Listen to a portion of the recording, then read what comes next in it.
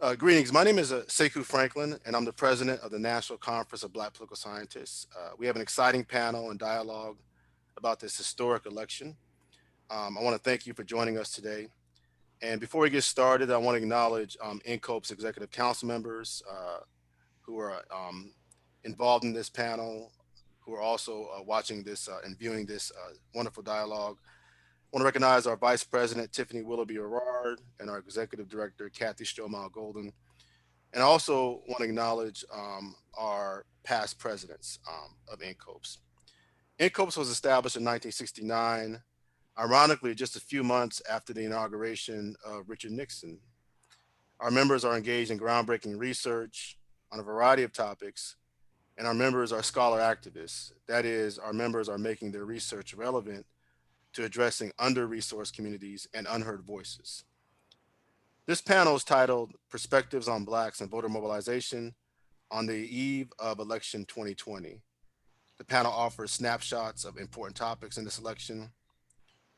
I want to make sure I bring up a couple of other items if you can. NCOBPS, just as a reminder, we have our national conference in March of next year. It's a virtual conference. We're encouraging attendees and others to submit papers. The deadline is November 13th. And if you're from a HBCU, we have stipends for you to attend the conference as well.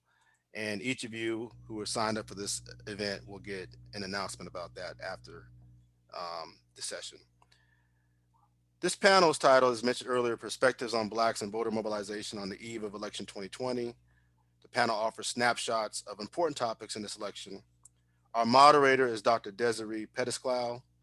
She's the Dean of Undergraduate Studies and an Associate Professor of Political Science at Spelman College. She's also the past president of NCOBPS, having served from 2007 to 2009.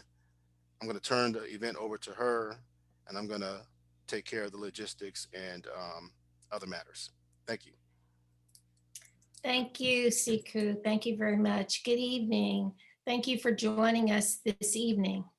I'm honored to serve as moderator of this important discussion on the eve of the 2020 election. I'm equally honored to be joined by these distinguished panelists. I'll briefly introduce each of them, and then we will hear from them in that order. Dr. Jarvis Hall has been a member of the political science faculty at North Carolina Central University in Durham since 1995.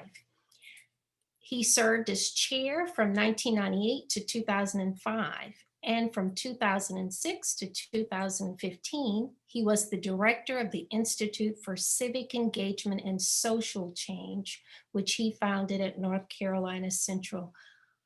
His research and teaching interests include Black politics, public policy, social movements, and grassroots politics. Dr. Sharon Wright Austin is professor of political science at the University of Florida. Her research focuses on African American political behavior. She is the author of several books, including Race, Power, and Political Emergence in Memphis, The Transformation of Plantation Politics in the Mississippi Delta, and the Caribbeanization of Black Politics. Dr. Wright Austin has a forthcoming edited book entitled Political Black Girl Magic: The Elections and Governance of Black Female Mayors. Dr. Stephanie Williams is a special assistant to the provost and executive vice president at the University of South Florida. Her research specializes in American conservatism and race from massive resistance in the 1950s to the Trump era. Her research includes the Southern Strategy, Reaganism, and racial radicalization of the Republican Party. Dr. Gladys Mitchell-Walthour is Associate Professor of Public Policy and Political Economy in the Department of African and African Diaspora Studies at the University of Wisconsin, Milwaukee. She is a political scientist specializing in Afro-Brazilian political behavior, Black racial identity, and comparative racial politics. She is the co-coordinator of the U.S. Network for Democracy in Brazil. She has published several books, including The Politics of Blackness, Racial Identity, and Political Behavior in Contemporary Brazil. You can read her recent commentary about the 2020 election in the New York Times. Dr. Chris Whitt is Vice President of Institutional Diversity and Inclusion at Creighton University. In this role, he leads collaborative efforts to foster diversity and inclusion across the university and the surrounding community. Prior to his arrival at Creighton in February 2018, he spent over a decade at Augustana College, where he was chair of the political science department, co-founder of the Africana Studies program, and founding director of the Center for Inclusive Leadership and Equity. For his work, Dr. Whitt was awarded the National Conference of Black Political Scientists 2013 Anna Julia Cooper Teacher of the Year Award and their 2017 Fannie Lou Hamer Outstanding Community Service Award. Dr. Byron Orey is professor of political science at Jackson State University. His research interests are in political psychology, biopolitics, and race and politics. He has published numerous articles and book chapters, and his research has been supported by the National Science Foundation, the Palestinian American Research Center, and the Academic Exchange. He has served on several editorial boards, including State Politics and Policy Quarterly and the Journal of Race and Policy.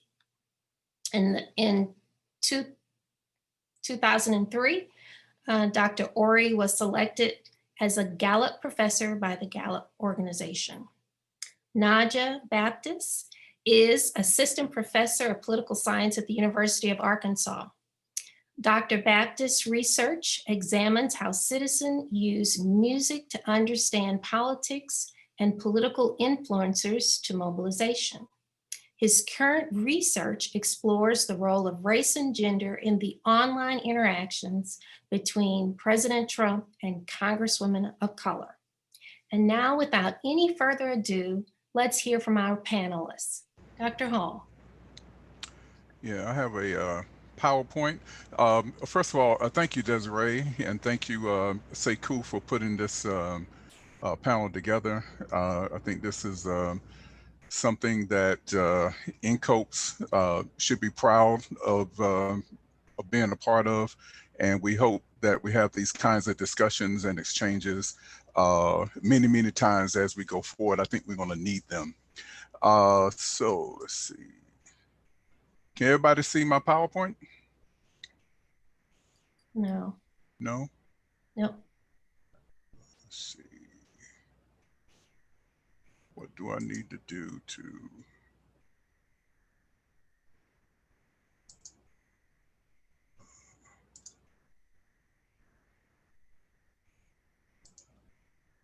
What about now? Yes, we can see it. Okay. So, I was told we had 7 minutes to talk about what we're going to talk about. And, you know, it'd be kind of difficult to talk about what's going on in North Carolina in 7 minutes because there's a lot of stuff going on, but I will try.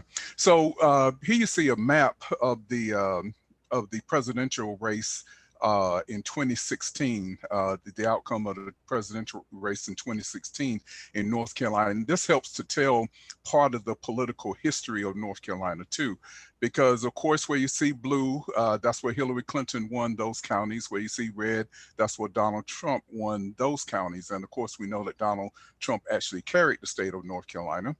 So what's interesting about North Carolina, of course, is this diversity, the fact that it has a so-called black belt, rural, poor, if you will, the majority African-American counties that you find here in the northeastern part of the state, and to some extent along the southern tier of the state, down here with Cumberland County and Anson County and Scotland County. And then you have the urban areas in the middle. We have Raleigh, Durham, Chapel Hill, the so-called triangle, the triad with Greensboro, Winston-Salem, and High Point, and then of course Charlotte. And not surprising, Hillary Clinton did well in the urban areas as opposed to in the rural areas where Donald Trump was able to win. And then over in the Red Sea of the western part of the state, we see Buncombe County, which is where Asheville is, and Watauga County, which is where Appalachian State is. So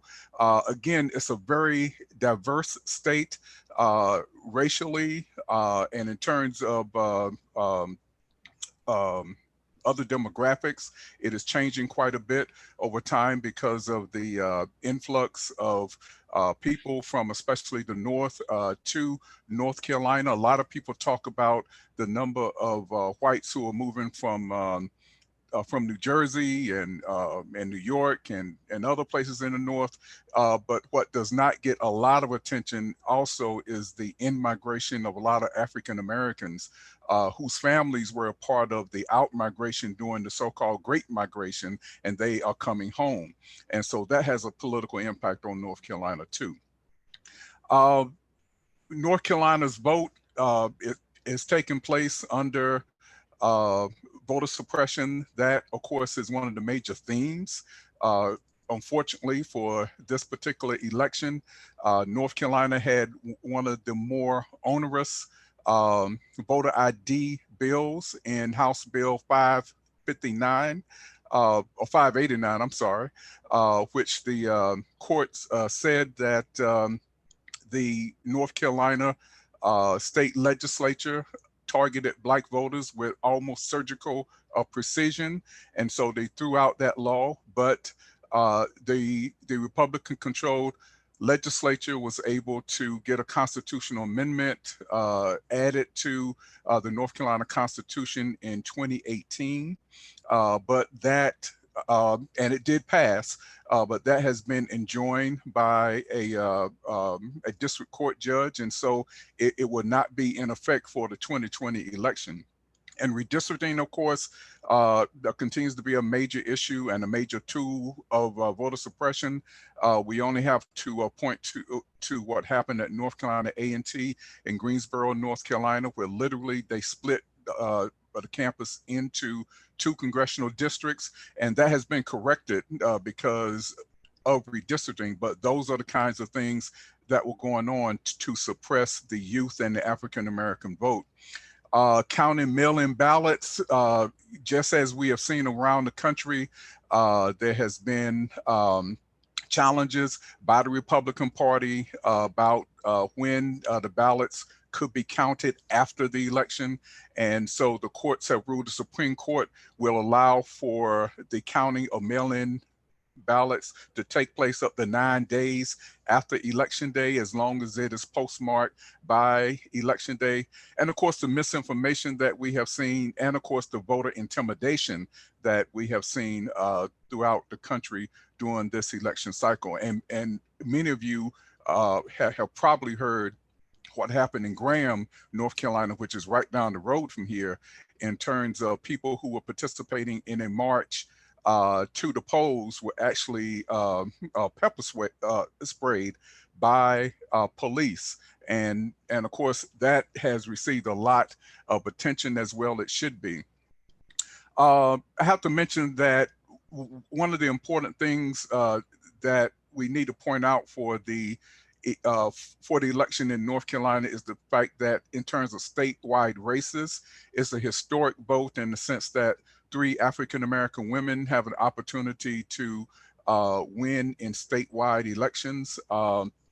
Yvonne Lewis Holley, who is right here. If you can see my cursor, she is running for lieutenant governor on the Democratic ticket, and her opponent on the Democratic side is actually African American also. So in other words, North Carolina is guaranteed to have an African American lieutenant governor after this election. Cherie Beasley, who is right here, she is the incumbent Chief Justice of the North Carolina Supreme Court. She was appointed to that position by Governor Roy Cooper, and she is running for that seat to return to that seat. And Jessica Holmes, who is here, is running for Commissioner of Labor. She is most recently on the Whitt County Board of Commissioners. So in terms of African American turnout, these are some of the things that are helping to mobilize African Americans, especially with the opportunity to elect 3 African American women to statewide offices. That's the first time that's ever been done. Of course, the Senate race, you probably heard about the Senate race. And this is important, of course, because it could determine who has control over the Senate after the next election. And Carol Cunningham, who is right here, is running against the incumbent Tom Tillis. And of course, you know, Carol Cunningham has had some issues with texting or sexting or whatever it's called with a woman that is not his wife, and but he is still leading. Now, I don't know what that is saying about the voters in the state of North Carolina, but that is the case right now, that he still has a slim lead. It has tightened over the last few days or so, but he has about a 3 to 3.5 point lead in terms of the latest poll. So again, this is an important race for the state of North Carolina, as well as for what happens with the North Carolina Senate. When we look at Black turnout from the historic 2008 election and the 2016 election, we know the African Americans performed well in terms of turnout in 2008. And of course, we have an idea why. That was the election of Barack Obama, and African Americans voted at a 73% turnout rate, as opposed to 64% in 2016. So it was comparable to the overall turnout rate, but it was not the overwhelming or hyper mobilization, as I call it, that we saw in 2008. In terms of what's been going on in terms of early voting, these are some of the figures. There are over 7 million registered voters in the state of North Carolina. North Carolina sent out 1.3 million absentee ballots. About 934,000 have been returned, but 3.6 million have voted early, with a turnout rate of 61.6%. And of course, that has been viewed as historic, not only in North Carolina, but it is similar to what is going on around the country. Okay, so how are African Americans doing? Okay, when you look at the percentage of regular voters who are white and those who are Black and those who are other, whites account for 63%, almost 64% of registered voters in North Carolina. Their turnout rate was at 66%. So if you look at the gap between the percentage of that they make up of registered voters and percent of turnout during the early voting period, they are somewhat overperforming at a 2.48 point rate. African Americans make up 20.62% of registered voters. Their turnout is below the state average at 58.34%. The proportion of the turnout so far that are African Americans is just below 20%. So they're are below where they quote unquote should be, which would be 20.62%. And so their performance is a negative 2.04%. What does that mean? It means the African Americans are performing in terms of turnout at this moment below white voters as a result of the early voting period. But we have some that's information to show that a lot of African Americans will probably turn out on election day, and because many of them are traditionalists in that way, and so we will see what happens. But we'll see what happens. But right now, this is the way it stands. So that's, I know I went through that quickly, and I apologize for going so quickly, but I was trying to get all of that stuff in. So I'll be interested to hear any questions or any comments as we go forward. So I think that's my last slide. Yep. Thank you very much. Thank you, Dr. Hall. Thank you so much. And next we'll have Dr. Sharon Wright Austin.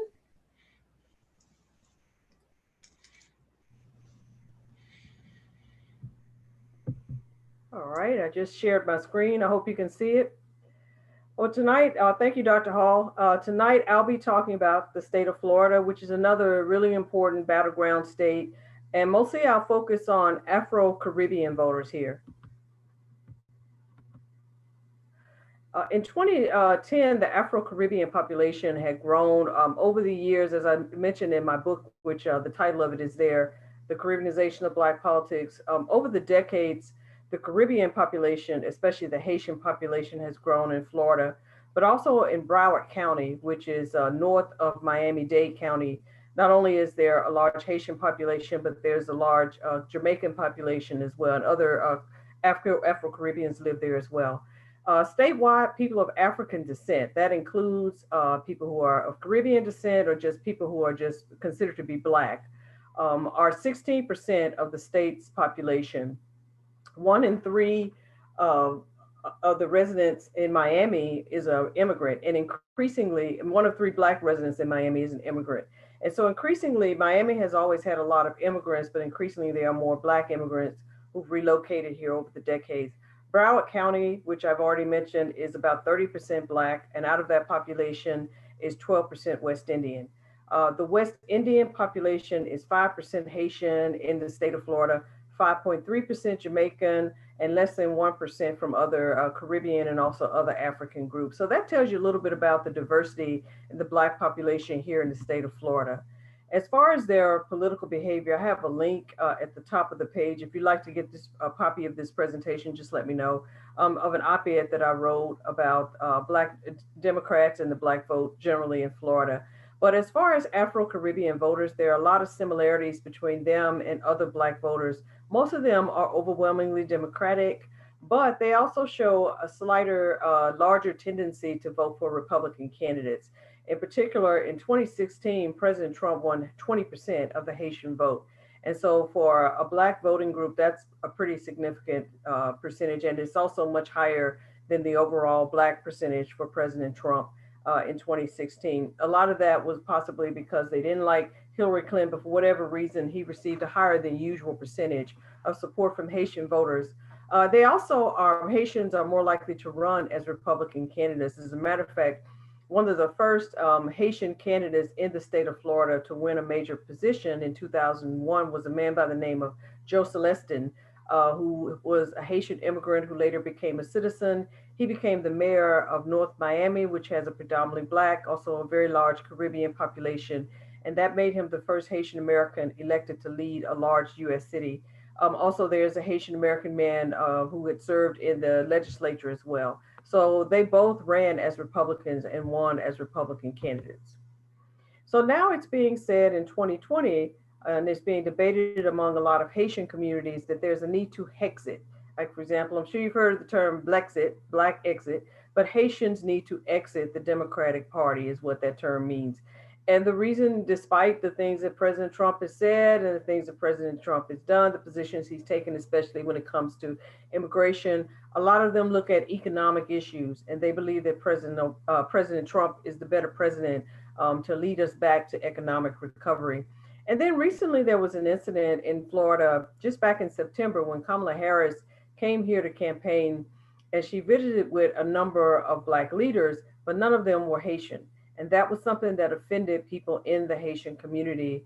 As a result, there's a group that was already in existence, but a group called Haitians for Donald Trump that's been working with a nationwide group called Blacks for Trump. And they have been working to try to get more Haitian voters and more Black voters in particular in support of the Trump campaign. And then last week, there was another activity that was geared toward Haitian voters on behalf of the Trump campaign. It was a virtual Haitians for Trump, Make America Great Again meetup. And Alveda King, who is the niece of the late Dr. Martin Luther King, who's a conservative activist, was involved in that. So there are efforts taking place in the state of Florida to try to target Haitian voters and to try to get more of them to join the Republican Party and vote for President Trump. So there's a key to winning in the state of Florida. Usually the voting margin is very close. President Obama only won by about 1% in 2008 and 2012. President Trump won by less than 1% when he defeated Hillary Clinton in 2016. So usually the voting margins are very close here. But there is a way for a candidate to win Florida. There are key swing voters here that if you really get a respectable percentage of support from these voters, you have a realistic chance of winning.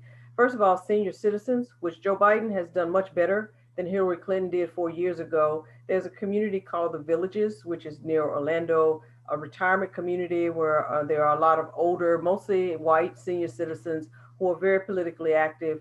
They turned out heavily for President Trump, and now many of them are leaning toward President Biden. The I-4 corridor, which is known for its large Puerto Rican population, most Puerto Ricans in the state tend to vote Democratic. They also have a large population of liberals and progressives. South Florida, which is mostly Democratic, consists of a lot of liberals and progressives, but also has a large Republican population as well, because there are a lot of Cuban Republicans and a lot of white Republicans in the Miami-Dade area. Younger voters, especially the cities that are listed here that all have colleges, especially in college towns like Gainesville, and others have a lot of younger voters that tend to lean heavily Democratic. And then Black voters, who mostly live in the cities that are mentioned here, and also the city of Orlando. There are also some predominantly Black municipalities in and around Miami-Dade, also some small predominantly Black towns in sort of north central Florida. Black voters, there's a lot of diversity, as I've mentioned. And then Latino and Asian voters, there's a lot of diversity within these two voting groups as well. And then there are female voters. White females and Black females vote totally differently. The overwhelming majority of Black women voted for Hillary Clinton. The majority of white women in Florida voted for Donald Trump. So there's a division, I guess, among women along racial, along class, and other types of lines. So in 2016, as I mentioned, President Trump won by a very narrow margin. It wasn't completely unexpected because the polls were showing that they were pretty much neck and neck and that either person could win. But people I guess, realistically expected Hillary Clinton to win, but she didn't in 2016. And one reason for that was not so much because Haitian voters voted against her, but because most of them voted for her, but because their turnout was so low. And so that was something that the Biden-Harris campaign is really trying to do to motivate people to turn out. So even if you get a block vote or a large percentage of support from people, if the turnout is low, it's not enough for you to win. And then also some Haitian voters just didn't like Hillary Clinton. They opposed her, they opposed Bill Clinton because of their response to the 2010 earthquake. There was a belief that the Bush-Clinton fund was getting money that didn't actually go to help people in Haiti after the earthquake. Maybe that had something to do with her not having benefited from a higher turnout. And so lastly, so that leads to the question of what's going on now in Florida. Early voting just recently ended. 14 million votes have been cast during the early voting season already. That's a record number, much higher than the numbers 4 years ago. And there already is, I guess, a sign of who is voting for which candidate. More Republicans have voted with in-person early ballots. So more Republicans have actually gone to the polls during the early voting season and voted, but more Democrats have voted by mail, meaning that they've mailed their votes in. And so as far as that margin, there are 463,000 more Democrats who have voted by mail. So there's sort of a division according to the Division of Elections. And so according to the question of who is winning, we really don't know. Again, this year it could go either way. The polls are showing that it's a dead heat. Some days President Biden is ahead. I guess he's led, in more polls in recent days than Donald Trump. But some polls are also showing that Donald Trump is ahead, but mostly it's tied. So Florida could easily go either way. So I'll just go ahead and stop there. Thank you. Thank you, Dr. Wright Austin. Thank you so much. Very interesting there. Dr. Stephanie Williams, Well, I'll continue the discussion on key issues that are going on in Florida with the discussion about the efforts to provide former felons with the right to vote. This has been an issue that's been going on for a long time, and really a lot of progress was made under the former Republican governor, Charlie Crist, during his tenure from 2007 to 2011, where he was able to increase, provide access to voting for 150,000 former felons. However, that was really curtailed in the 8 years of Republican Governor Rick Scott. He only granted a voting restoration to 3,000 felons, and his procedures for reviewing the voting records of these individuals was considered so severe that it was ruled unconstitutional. So in 2000, and during, let me back up, during that time, the number of disenfranchised Floridians grew from 150,000 to an estimated 1.6 million voters. So there's a lot of reasons why that has happened in Florida. However, it was really instrumental to getting a lot of people to agree in 2018 to efforts by the Floridians for fair democracy to get an amendment to the Constitution, Amendment 4, on the 2018 ballot. That ballot passed with 65% of the vote in Florida, and it was expected to be a very successful in getting potentially up to 1.4 million Floridians. But of course, it's met a lot of Republican opposition. There was the sense that went around that this would have definitely given an advantage to Democrats, and there was efforts in the State House the following year in 2019 to make these voters pay what are essentially poll taxes. Republicans did have concern to be that the increase in vote would be disadvantage to the Republican Party. On the last two our elections in 2018, there was such a very small difference between DeSantis and Andrew Gillum of the 8.1 million votes cast for governor. There was a 30,000 vote spread for DeSantis, and Rick Scott, who the former governor who paid, I believe, was 50 million of his own money for this Senate race, only won 10,000 votes over Senator Bill Nelson. So the Florida State Legislature imposed several restrictions that basically required these individuals to find their fines and to pay them off before they're required to vote. The problem with this in Florida is there's no central area where the records of the fines of felons are kept. So every person has to go to any county in which they have a felon and to ask for what fines they are owed. The problem with that is also that the records are uneven, and there has been approximately 75,000 applicants in this election season who asked the counties in Florida for their records and did not get a response as well.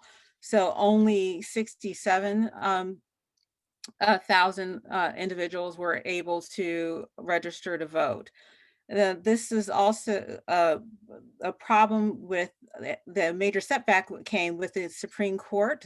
The governor and the state took this initiative to court. They lost a few times, but then the Republicans received a victory by a 6-3 decision by the U.S. Supreme Court that said it was allowable for these fines to be imposed against the individuals who are seeking their right to vote back. So Florida really has a lot to do with overcoming the administrative penalties and roadblocks that are being imposed on these issues. One thing is people are talking about the Black voter turnout in Florida and wondering, is enthusiasm an issue? But another thing to think about is how many of these voters could have made a critical difference in key voting grounds. And if lying the blame for a possible loss of Florida and not look at all the efforts that the state is making to ensure that up to 1.5 million people cannot vote because of poll tax. And we really should start calling what they're doing in Florida a poll tax. I think even calling what people do to prevent Blacks from voting in Florida around the country, voter suppression sounds too clinical, and it should be called cheating, because that's exactly what it is. So thank you. I'll let the next person go.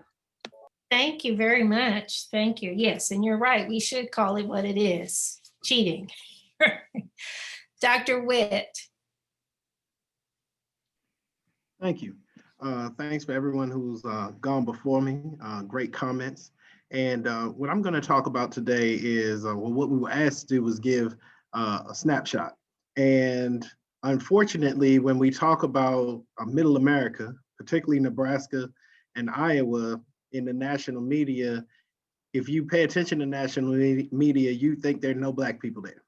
You would think that, it's all white voters. And yes, the numbers are overwhelmingly white, but when we're talking about a race as close as this race and races as close as what we see in some of these congressional districts, the fact that there are critical masses of Black people, both in Nebraska's 2nd district, as well as across the state of Iowa, that does make a difference. And a lot of the issues that our brothers and sisters navigate across the United States play out sometimes similarly and sometimes a little bit more intensely when we talk about this area of the country.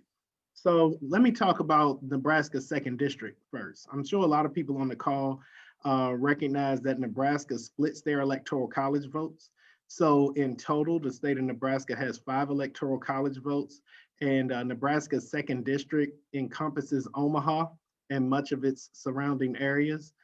Years ago, it was mainly a Douglas County district, and in the last round of redistricting a decade ago, parts of Sarpy County to the south and the west were added to the district in an attempt by the Republican majority unicameral legislature to try to, add a little bit conservative seating into the district. And since then, we've seen things waver back and forth. Right now, Kara Eastman, who's a progressive Democrat going into Election Day, it looks like she's at about 48%. And the Republican incumbent, Don Bacon, who is, he is in line with Trump, a Trump Republican, he's at around 51%. So they're really close to that margin of error. And the last time that they squared off was the same 2 candidates 2 years ago, and there was a 2% spread between them, with Bacon winning. And that was the same spread that we saw between Trump and Clinton in this district. So what we see coming out of this district when it comes to the congressional race might be very reflective, and I expect it to be rather reflective of what we'll also see on the presidential side. Now, when we talk about the Black population here, within the district, we're talking about around 10%. When we talk about the city of Omaha, you're getting over 10%, but the state of Nebraska is only 5% Black folks. So when we're talking about political activism, we're talking about engagement, in the Omaha area, you have Black folks in some significant roles. Chair of the county board. We talk about the superintendent of schools, the former chair of the city council, some viable mayoral candidates for the city coming up in an election in a year or so. So there's no shortage of Black people with political voice. And being that it is a small, concentrated Black population, there's a lot of connectivity among people who are leaders within industry, leaders within education, leaders within politics.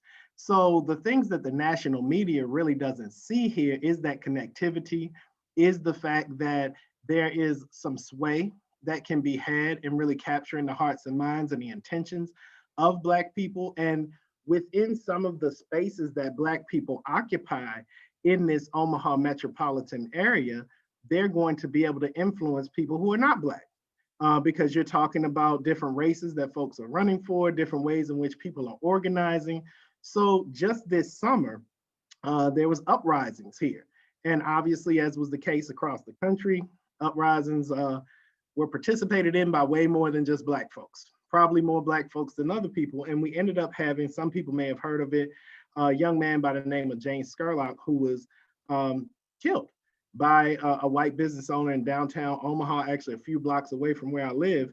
And there was a whole fiasco about no charges being made against the white man who shot it and made national news. And then later on, through protests, a Black special prosecutor was brought in.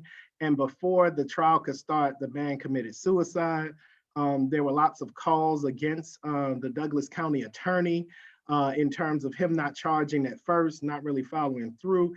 And as a result, he had a press conference and switched parties from the Democratic Party to the Republican Party. He did a full-throated law and order endorsement of President Trump. And these are the dynamics that we're dealing with here.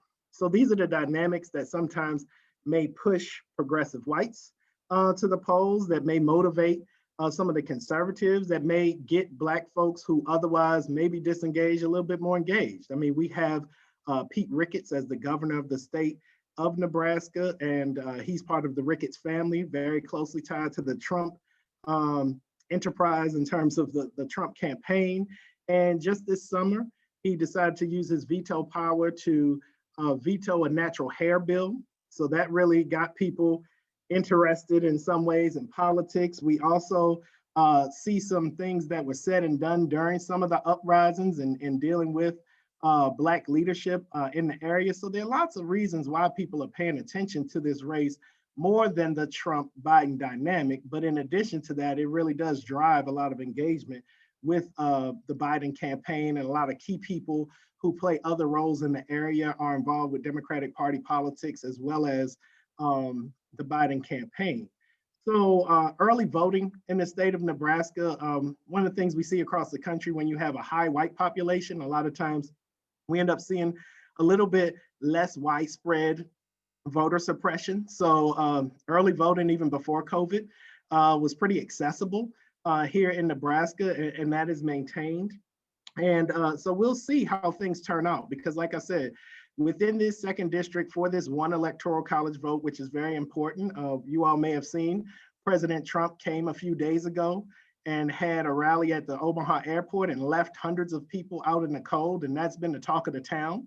And, so we'll see how all of these things impact. Flipping over, and I wanted to give you all just a quick peek at Iowa with the last minute that I have. In Iowa, the thing that everybody needs to remember is that there are Black folks in Iowa, and that we have Black folks in the Des Moines area. There are Black folks in the Davenport area, which is the eastern part of the state. You have Black folks in the middle, in Iowa City, Cedar Rapids, a few other places.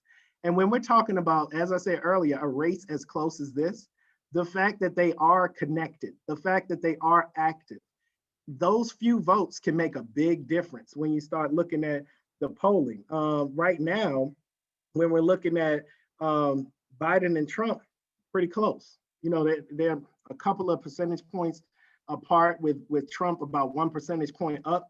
The same type of thing, well, when we look back at Nebraska, Biden's up a little bit more. But over in Iowa, it's really close. So those few enclaves of Black people can really make a difference. And in both of these states, through this COVID pandemic, crisis situation, the Republican leadership in each state has not done too much to really build trust or connectivity with the Black community in terms of really fighting against mandates and other public health measures.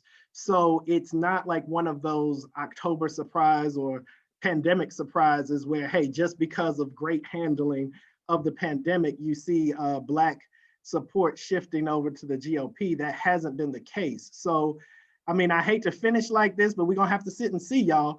But just know that there are Black folks out here with voices who are active. So thank you for this opportunity, and I'll pass it to the next. Thank you. Thank you very much. Very interesting. Next, we'll have Dr. Gladys Mitchell-Walthour. Yes, thank you. So first of all, thank you for this invitation. So I was asked to give kind of an on-the-ground analysis of about what's going on in Milwaukee, especially in terms of Black mobilization. So first I want to give a little bit of context. And Milwaukee is 40% Black, but of course the state of Wisconsin is less than 10% Black. I also wanted to talk a little bit about Milwaukee. So Milwaukee is often known as the worst city for Black people to live in. Mark Levine's most recent study of Black community well-being of 50 metropolitan cities finds that of the 30 indicators considered, Milwaukee ranks last or near last in most of these indicators. Some of these indicators are social mobility, education, income, and incarceration. According to Levine, the income of the median Black household in Milwaukee is only 42% that of a white household, which is the biggest racial disparity in the country. In addition, the Black poverty rate in Milwaukee, which is 33.4%, is the highest Black poverty rate in the country. Sally Nuwama's recent article, The Cost of Participating While Poor and Black, Toward a Theory of Collective Participatory Debt, reminds me of the high cost, low income, and low wealth Black Milwaukeeans have paid to participate in democracy.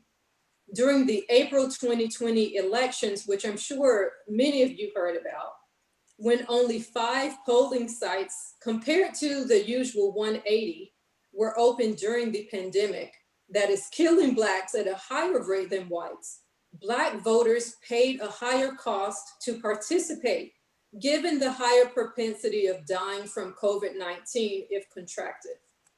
And then of course, in the past, strict voter ID laws have kept thousands from voting. However, what I have seen in Milwaukee for the 2020 election has been a constant and sustained effort of Black activists and leaders encouraging people to vote and vote early. In fact, many people have already cast their vote. So over 1 million, the last time I checked, it was about 1.3 million Wisconsin voters have already cast their ballots and sent in or dropped off absentee ballots. Divine Nine groups such as the Links Incorporated, the Milwaukee Urban League, Black Lives Matter, and leaders such as Reverend Greg Lewis, Executive Director of Souls to the Polls, have had continuous and sustained efforts to encourage Black Milwaukeeans to vote. While these groups have always encouraged voting, I have witnessed a more intense mobilization during the 2020 elections. If Biden does not win Wisconsin, analysts should avoid blaming Black people, especially low income and low wealth Black voters. Black Milwaukee leaders have done more than their share of mobilizing voters. What I have witnessed in the mostly white suburb where I live, which is about 25 minutes from Milwaukee, is steadfast support for the current president. A few days ago, I saw a white guy standing on a bridge with a huge Trump banner and an American flag. And, you know, this was not nice weather that he was standing there, but he was willing to be in the cold, you know, to show his support for the president. I've also seen people with large Trump flags attached to their cars riding around. So this looks very different from Milwaukee, where you will see many Biden yard signs. And to me, it's amazing to see the stark contrast of proud and consistent support of the president in suburbs across Wisconsin, even though the president clearly stands for hate, has been irresponsible during the pandemic, and does not support policies for the betterment of most Americans. While there are a sprinkling of Biden signs in the suburb where I live, there are many mostly white suburbs in Wisconsin where unfortunately you will see no Biden signs. And a lot of Wisconsin looks like that. The latest Marquette University Law School poll finds Biden has a 5 percentage point lead over the president. If the president wins Wisconsin, which of course I hope he does not, but if he does, it will be due to the strong white support he continues to have among voters who, as I've referenced earlier, are very committed to the president. So a Biden loss would not be due to Black voters, and especially not poor and low income voters who, as I've referenced earlier, have higher barriers and costs to participate, such as what Dr. Stephanie Williams just mentioned, right? We have to call it what it is. Not even voter suppression, but outright cheating. And again, we have to remember these costs that I talked about, right? If you are a Black person and you're exposing yourself to COVID-19 by going out on the day of voting, that's a higher cost than other groups. So I think those are things that we have to consider, and that blame should not go to low income and low wealth Black people, but to those who continually support a president who is against the interests of American citizens. Thank you. Thank you. Thank you very much. And next we'll hear from Dr. Orey. Thank you all for this excellent program. Before we got started, I was kind of joking with Dr. Austin about Mississippi and Espy's bid for election here. And this is primarily because I have these Mississippi blinders on. I was, raised here in Mississippi. I'm back in Mississippi teaching, and you have to go back and look at the origin of the democracy that we tried to build here in Mississippi. So if you go back to 1890, we revised our Constitution, and we led the charge, amongst all Southern states to prevent Blacks from voting. And there are quotes out there that was the reason that the Constitution was revised. And then we get to 1965. In 1964, the registration amongst Blacks was about 6.7. Immediately after the passage of the Voting Rights Act, it was 59%. And I bring all this up, I know you all know this, but I bring all this up to set up the stage for Espy's bid. So there was a Supreme Court case, Connor versus Johnson, that was filed in 1966. And it was filed because Mississippi had multi-member districts immediately after the passage of the Voting Rights Act. And so it took greater numbers for Blacks to win, although they constituted more than 40% of the state. They could not elect a candidate of their choice, particularly at the congressional level. And then in 1979, after about 3 back and forth cases to the Supreme Court, they finally gave a favorable ruling in 1979. And in that year, Blacks went from 4 Black elected officials to 14 overnight. So we moved to 1986. 1986 is when Mike Espy gets elected. He gets elected because they created a majority Black district. Now, this is extremely important, particularly because it's Mississippi. This is one case where we were ahead of the curve. In 1986, we had Thornburg versus Jingles. And in that case, it actually set precedent for these states to, increase the number of Black majorities districts. But we in Mississippi had already, created a district so that Mike Espy could win. Mike Espy ran a deracialized campaign. You know, he got the crossover vote, even though it was a majority Black district. He was known thereafter as, you know, a moderate candidate. But one thing when he was in office after the 90s census, he wanted to minimize that district or decrease the number of Blacks in that district. And no other Black person probably could have won that district other than Mike Espy had it been changed. Espy goes on to be Secretary of Agriculture. There was a $20 million witch hunt on him, and he did survive that. So fast forward to 2018, Thad Cochran resigns. It set the stage for Mike Espy to run. Now, mind you, Mike Espy was Secretary of Agriculture for the country. The woman that he ran against was the Commissioner for Agriculture in the state of Mississippi. So clearly he had the qualifications. And during that same year, Espy couldn't run a deracialized campaign because she racialized it. So that was a contextual effect where, you know, you can try, but since she racialized it, it was on the table. She said that, you know, she would be on the front row of a hanging if the person who supported her was there. And so that, you know, gained a lot of traction. Espy, you know, talks about gaining 46% of the vote. Well, 46% of the vote is okay, but when you look at the raw numbers, that's when it becomes problematic. Here in Mississippi, I have this 60%, 40% rule. On average, a Black person or a progressive or a Democrat who runs for statewide office will get roughly 40% of the Black vote, and that's comparable to the population here, roughly 38% in terms of voting age population. But when you look at the numbers, when you go back and look at Obama's numbers, and let's just start with Espy and Cindy Hyde-Smith. In that election, Espy lost 490,000 to 420,000. In 2016, Trump won 700,000 to 485,000. So I could go on and, you know, talk about Obama's unprecedented numbers, but if we just stop at Trump's number, he's at 700,000, which was lower than it was in 2012. The vote for the Republican, that is.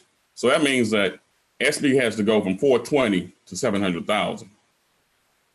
And that's what's problematic right now.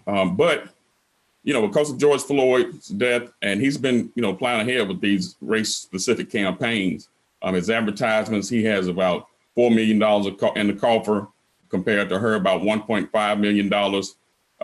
So he did go off the DNC and said that they were not supporting him. And then Obama had an endorsement and others had endorsements. But then in closing, I need to talk about real quick the initiatives. So here in Mississippi, we had an initiative back in 2015, and it was simply to fully fund our education. Go figure. They hadn't fully funded the education budget in about 15 years. So there was an initiative on the ballot asking whether or not they would, to ask the voters. And what the legislators did, they went in and put a two-step process where you had to make one decision, which was confusing, and then come back and make another decision. Well, the same thing is happening now. We have one initiative on the ballot is marijuana for medicinal purposes. They went in and they put two parts to that. Also, we have our flag on the initiative. The flag, we did get rid of the flag, but it's through the legislative process. And, going back 2001, when they voted on the referendum to get rid of the flag, it was 65%, 35%, 65% to keep the old flag. So I'm not I'm not convinced that those numbers will change much, but, it's a new day and Mississippi has changed a little. And so I'll stop there and thank you so much. Thank you for that. Dr. Baptist, you're our last panelist. All right, thank you very much.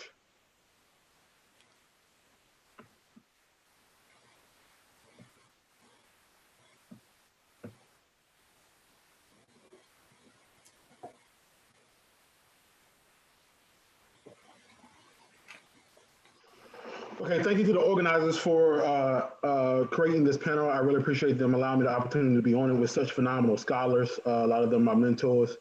I really appreciate this opportunity. So while we're on the eve of this 2020 election, it's important to keep Arkansas in sights, in particular Little Rock. And tonight I want to focus specifically on Joyce Elliott. And I'm calling this the native daughter, Joyce Elliott and the Blue-Black Wave. In 2020, Joyce Elliott is actually running for the U.S. Congress District number 2. Whether she's able to win this district will be based on whether she was able to be successful in 2010. And the motivating question that we're going to go through, and it's some of the social capital and political capital and the electoral outcome of this 2020 election. So the question that we're actually asking is, can Joyce Elliott ride the blue-back woman wave to win the 2020 U.S. District election for District number 2? What we see currently right now is 130 Black women are running for Congress. This Black woman wave that I'm calling it this last election, we saw women of color, 11.9% were Black, 4% were Black women. With Joyce Elliott's enormous amount of community involvement, as well as her experience and the high level of turnout, we could see a seismic shift in Arkansas's political landscape. But political composition of Arkansas, in particular Little Rock, and what does Joyce Elliott has to look for in the 2020 election? So the political composition of Arkansas right now, we have one party control that some people call a trifecta. One party controls the 3 vital centers of the state power, the office of the governor, the state house, and the state senate. And currently you're looking at a majority of Republican controlled state with 76%, and Democrats only at 24%. So it's fair to say that Representative Elliott faces a racial threat, being the first Black person to run for the congressional seat in District number 2. Arkansas is one of the last Confederate states without a Black congressperson. So it's important for her to galvanize both her social and political capital in order to win this election. So where is Joyce Elliott's social capital? Well, as I said earlier, she is a native, which means that she began her life in Arkansas in a little town called Willisville, Arkansas. So it begins for her with the integration of a school approximately 2 or 3 years after the Little Rock 9. She was the second African-American to graduate from her high school, the first being her actual sister. Then she spends 30 years as a teacher and is a well-accomplished politician. And she's also engaging in intergenerational protest and activism. And she channels her lived experience in her public service and her policies. So she speaks a lot about her soaring through college, given an everyday experience, her sister having kidney failure, which motivated her to pass comprehensive healthcare policy, a bipartisan comprehensive policy. And ironically, when she speaks about the national election, she doesn't necessarily dwell completely on Biden and Harris. She also focuses on and connects herself to Dr. Fauci, which is important because this is a strategic campaign measure for her to be able to bring into light the understanding that she's connected to the COVID-19 victims and pressing towards a more comprehensive healthcare policy. So what is Joyce Elliott's political capital? She works as a bipartisan politician. She has an eclectic array of political policy, including healthcare, hate crime bills, business policies. She has more than 19 years of political experience, 6 years in the House, 11 years in the Senate, and she's running for District 2 in Little Rock. So it's going to include both the suburbs as well as the main city of Little Rock, Arkansas. She ran in 2010 and lost to Tim Griffin by 20%. And so the question is, in the face of this type of opposition, will she be able to overcome the 2020 election?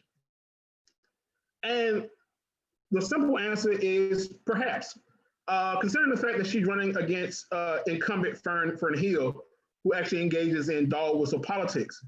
Currently, he engages in using slogans such as her advocating for defunding police, calling her a radical liberal. He doctored a photo of her raising her fist, saying that she was a part of the Black Lives Matter movement and some sort of Black radical. when in actuality, she was simply supporting the students as a 30-year activist within the political school system. So how can she win the 2020 election? So recently in Little Rock, as recent as 2018, Frank Scott won the mayoral race. Why is this important? He was the first African-American to win the mayoral seat at the age of 35. So what you're seeing here is a part of this new component of this blue-black wave, where she could be able to garner that same energy and same political power that we saw in the 2018 election with Frank Scott for the 2020 election. Also, we're seeing a higher voter turnout in Arkansas overall. Although it has 250,000 voters, in Little Rock alone on the first day, it broke records with over 8,000 people willing to vote. As important political endorsements from, of course, the Biden-Harris campaign to Barack Obama, as well as former governors of Arkansas that's willing to support her. She has the support of teacher unions, as well as been highly and critically acclaimed for her work inside of the business field. She's also intergenerational, which means that she's able to connect with the younger folks. And that was through the Black Lives Matter movement, as well as being engaged in comprehensive welfare reform. She's also able to reach across the aisle, which is important. And I think one of the more important parts of her work that will stand out is her motto. Joyce Elliott, running for Congress, she argues that she believes in public service, not self-service. And this is evident from her 20 years of experience, as well as her push to actually ride the blue-black wave into Arkansas. So I'd like to thank the panelists as well as the organizers for having me on this panel. And I'm gonna stop there. Thank you. All of the presentations have been just wonderful. We have a few questions in the Q&A. Here's one for Dr. Williams. How would you describe mobilization efforts to galvanize Black Floridians who gained restoration of their voting rights as a result of Amendment 4 during this election cycle? I think it came as a surprise for a lot of people that the Republicans would have been able to undermine such a popular vote. The amendment won by 65%. And there may have been some level of comfort that the earlier, they were successful in earlier court victories to, this would go forward. And it wasn't until maybe earlier this September that people really thought, this would be a real problem when they had such a rush to find the funds to pay for these fines and fees. One of my complaints about, I can only talk about the Tampa media. They don't cover what goes on in Tallahassee unless you read the Tampa Bay Times paper. I mean, the news does not cover the local news. What ABC, NBC, CBS has very little political coverage, so you probably won't hear anything about it. There is a cable news that does have a Tallahassee bureau, but political news in Florida is really spotty at best, and people were shocked. And it wasn't really until people saw LeBron James and some other celebrities, rush to send money down to register a lot of people. So I think because, not to be flippant, but it feels like our governor doesn't care if we die of COVID.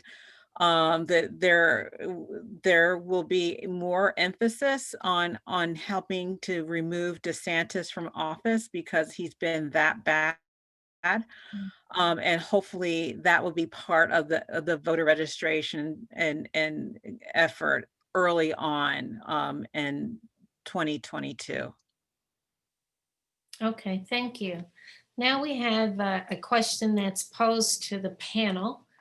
And it's kind of long, so let me see if I can read it. It's asking whether the results of this election will determine whether Black America and America has seen the end of, the resumption of, or neither the end or resumption, a third Reconstruction.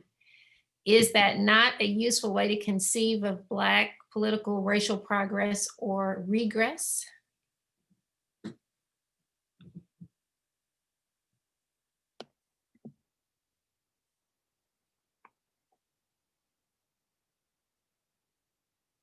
Nobody? I know it's a lot there.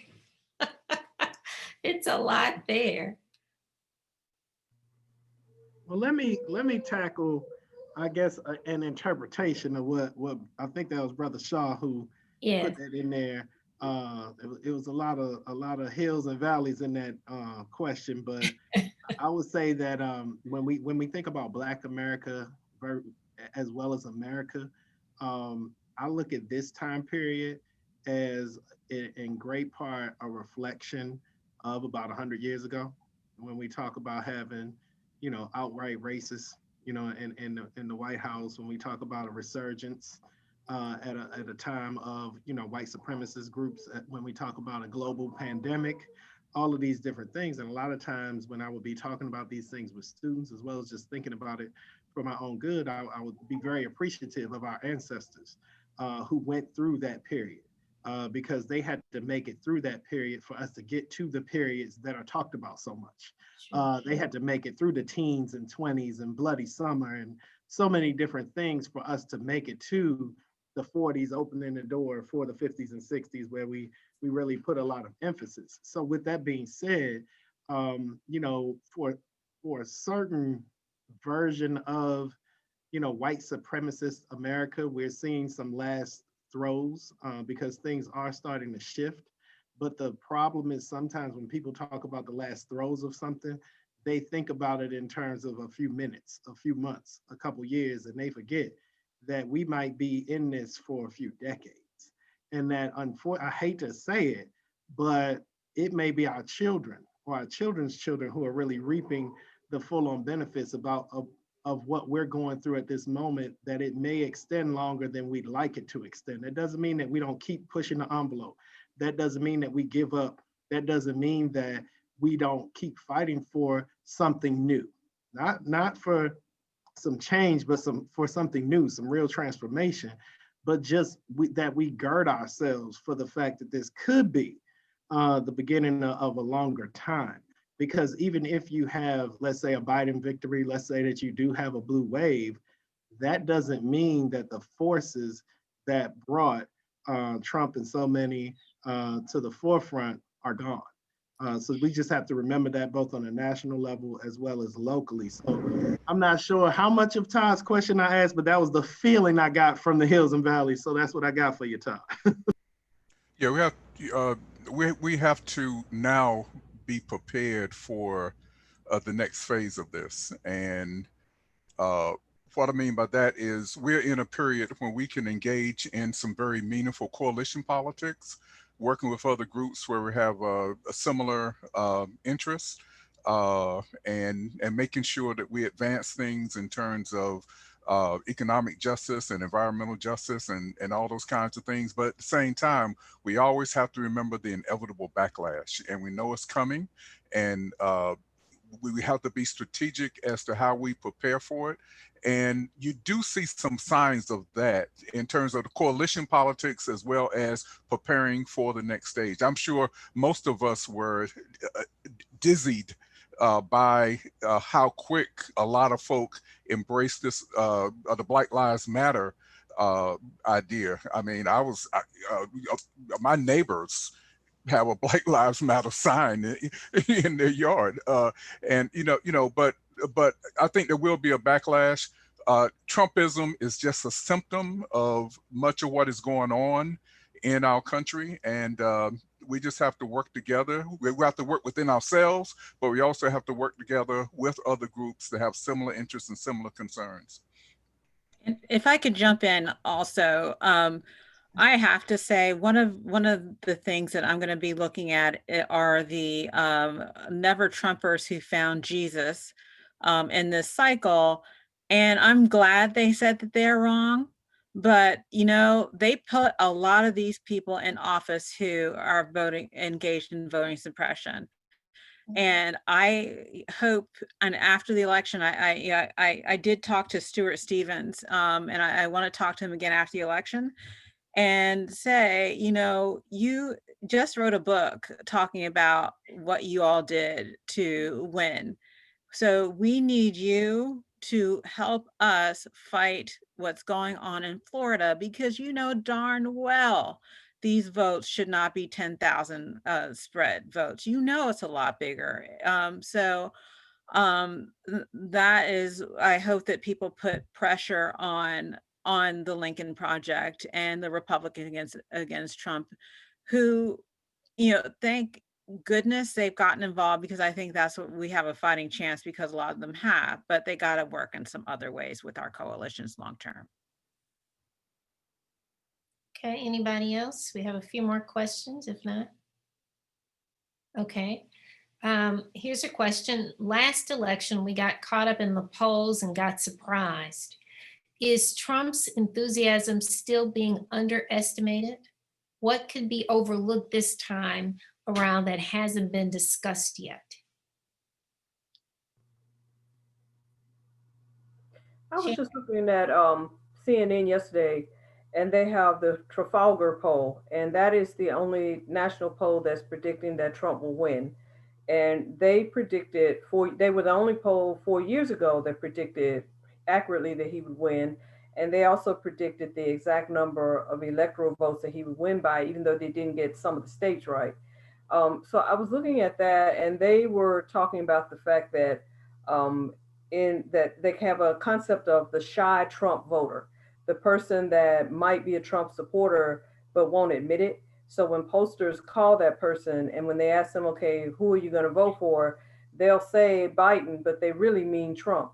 But it all depends on how you word the question. If you ask them, who do you think your neighbors are going to vote for? Then they might be more honest and say, well, my neighbors will vote for Trump. So I don't know if there's any credibility to it, but they were finding that in Pennsylvania, where it's now being said that Biden kind of has a slight lead, that they're tied. And they also found that in Michigan, where Biden, I guess, is leading, but it's within the margin of error, they're predicting that Trump will win there. And so if Trump manages to win Pennsylvania, Michigan, and I think they also said Wisconsin and some other states, then he could win the election.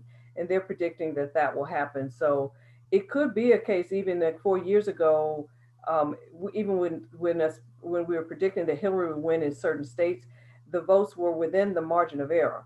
And so I think the problem is that some people really wanted her to win. And so when we saw that she was up by 2 points, we just assumed, for example, she'd win Florida, but really that was well within the margin of error in some of those states. And I think also maybe there were some issues with her campaign, in the sense that she didn't campaign in places like, I even remember hearing that, I think it was Wisconsin, that she didn't actually even go there until maybe, I think, the day before the election. So I think the Biden campaign has learned from some of the mistakes of the Clinton campaign. And also they've learned to not be optimistic, even in those states where it looks like he might have a slight lead. They're still heavily campaigning in those states because they know that it's within the margin of error, and that means it could go either way. Just to interject real quick, thank you so much. That was great. One other thing that sometimes we'll hear tossed around, which makes a whole lot of sense, is that, well, in 2016, people were voting for Trump as a maybe, as different, as, you know, hey, you know, just we'll take a flyer on him. And now people are saying, people who pay attention to what actually is going on say, well, now he has a record. But the thing that sometimes we forget when we talk about who's paying attention, people who are paying attention to what's going on, is the fact that a lot of folks across the country have gone deeper and deeper down the rabbit hole when it comes to the misinformation campaigns of Fox News, the fact that OAN now exists and it didn't exist before, that you have a lot of different outlets where people have gotten even deeper into echo chambers. And the result of that we see is people really going against their own health interests. in taking the masking as a political thing versus something that will save their lives and save the lives of others and things like that. So I just want folks to pay attention to the fact that it feels like there's enough people who have kind of sorted through the false narratives and everything to say, hey, this track record doesn't work for me. But there's also a significant amount of people who are living in, an alternate reality that we just have to remember, because those folks can register and go vote just like the folks who actually pay attention to what is happening. Here's a question that was just posted that follows along the same line. It says, if Trump wins re-election, do you anticipate there being changes in the Democratic Party?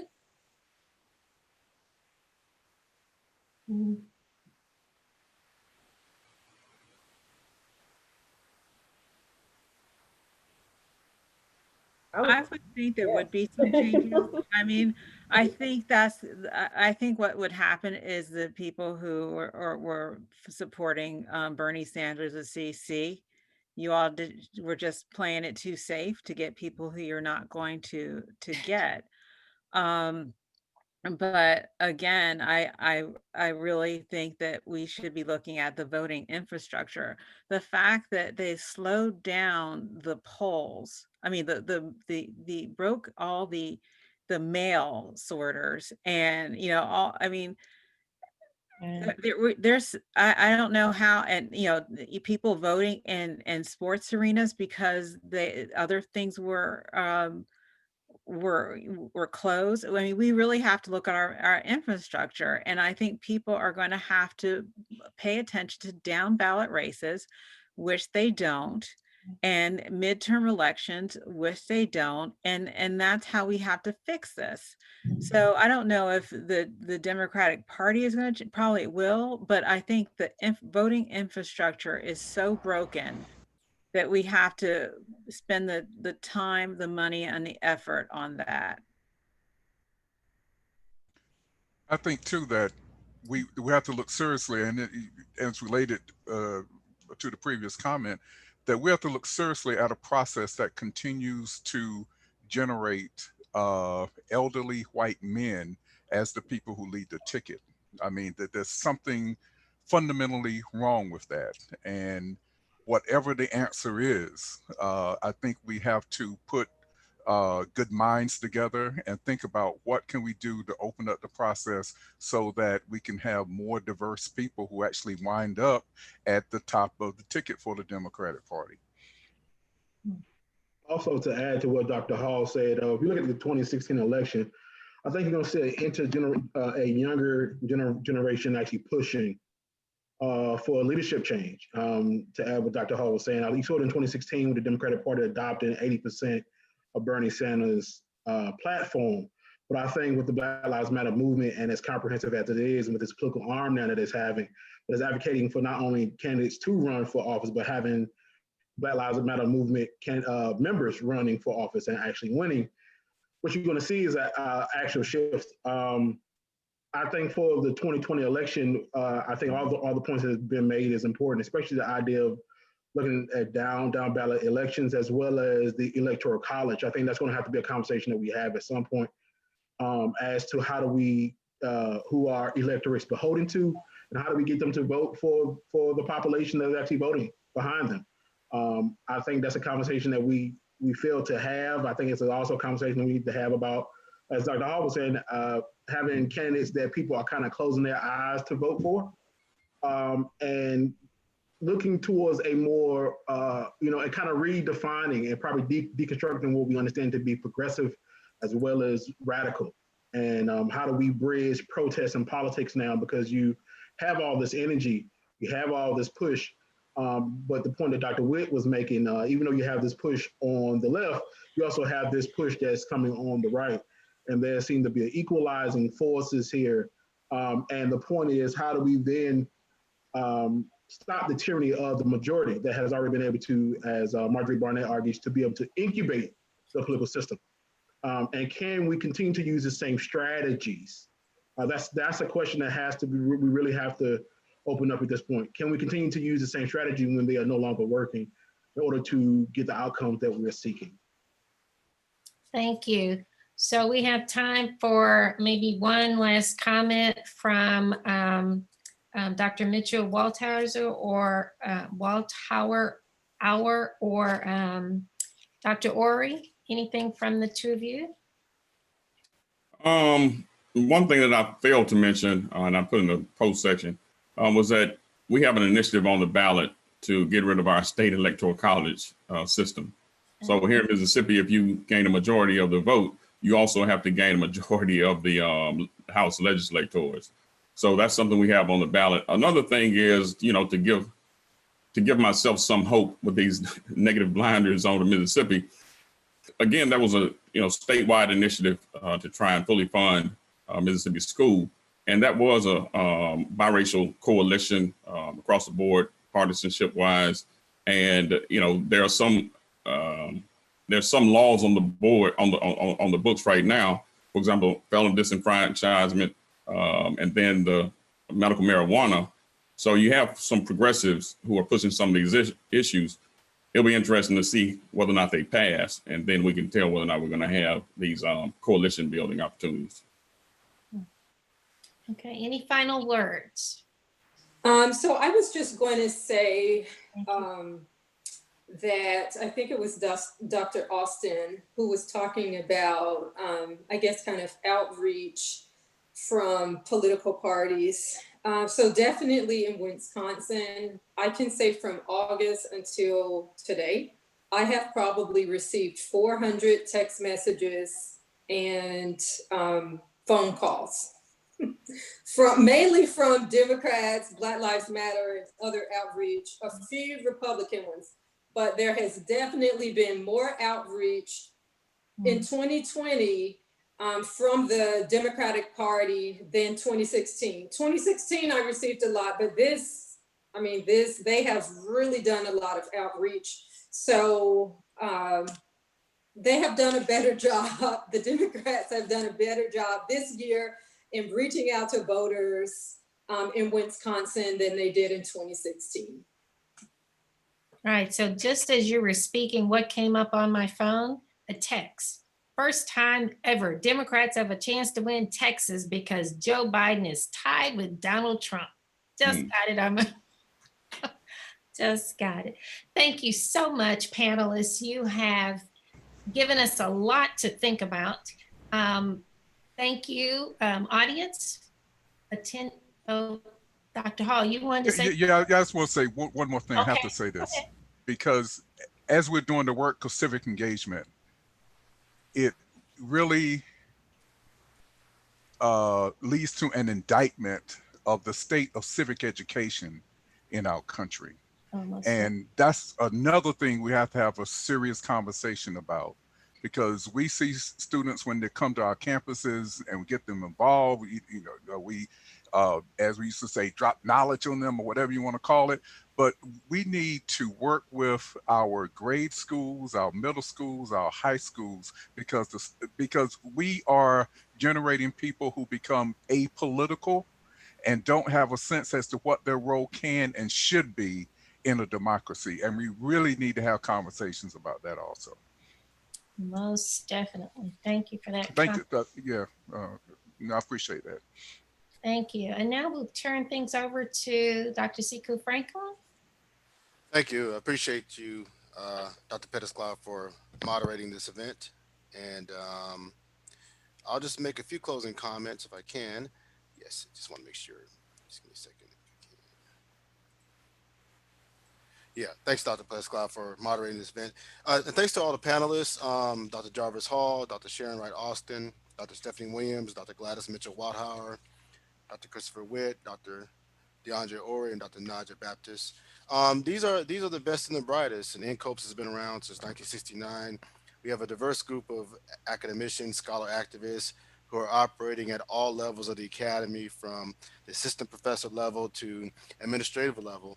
And my hope is that the audience will reach out to these panelists and reach out to others and really get insight of their unique perspectives on elections and politics, some of which is not covered or at least propositioned by the national news. So we want to make sure we thank everyone. We will be circulating a video of this event to all of the attendees. We will also post a video on our Facebook page and also on YouTube and our Twitter page as well. Our Twitter page is at NCOBPS tweets. Also for our attendees who are still here, please make sure that you apply to submit a paper to our virtual conference. And if you're from HBCU, we have free stipends for students and faculty to try to increase our population and our reach to HBCUs. So again, remember, go out and vote. If you haven't done so already, we will see about our pathway forward on Tuesday evening. And you can bet that we will have a post-election analysis of where we go from here. And again, thank you to all the panelists. We greatly appreciate it. Thank you. Thank you. Thank you. Thank Thank you. you. Thank you. Thank you.